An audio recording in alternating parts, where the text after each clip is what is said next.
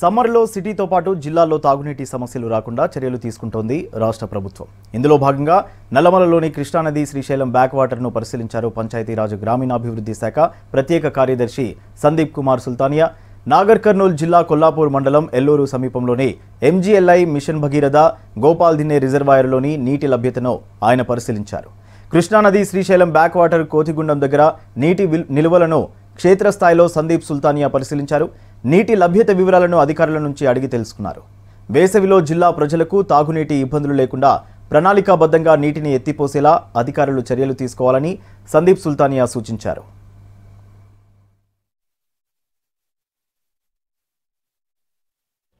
మనకు ఈ సమ్మర్ సీజన్లో మన రిజర్వాయర్ వారీగా ప్రతి రిజర్వాయర్లో ఎంత వాటర్ ఉన్నాయి, ఎంత వాటర్ మనకు అవసరం అవన్నీ నియమించడం జరుగుతుంది.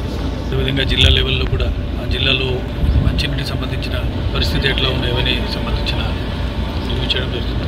ముఖ్యంగా గద్వాల్ జిల్లా, వనపర్తి జిల్లాకు సంబంధించిన ప్రతి రిజర్వాయర్లో పుష్కలంగా వాటర్ ఉన్నాయి. మనకు జూలై, ఆగస్టు వరకు కావాల్సిన సరిపోయిన వాటర్ ఉన్నాయి. మనకు ప్రతి ఇంటెక్ వెల్లో ఉన్న పంప్ కూడా పనిచేస్తున్నాయి. అన్ని రన్నింగ్ కండిషన్ ఉన్నాయి.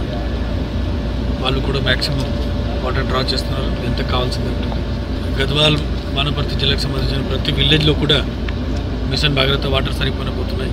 మీ అందరికీ తెలుసు, ఈ చాలా పెద్ద పెద్ద పైప్ లైన్. దీంట్లో ఏదో కారణం వల్ల ఒకరోజు డిస్టర్బెన్స్ వచ్చిన రప్చర్ వల్ల లేదా లీకేజ్ వల్ల ఏదో ఊర్లో ఆ డిస్టర్బెన్స్ వస్తే కూడా మనకు ఆల్టర్నేటివ్ ఏర్పాట్లు కూడా ఉన్నాయి. ఏ విధంగా కూడా ఏ ఊర్లో కూడా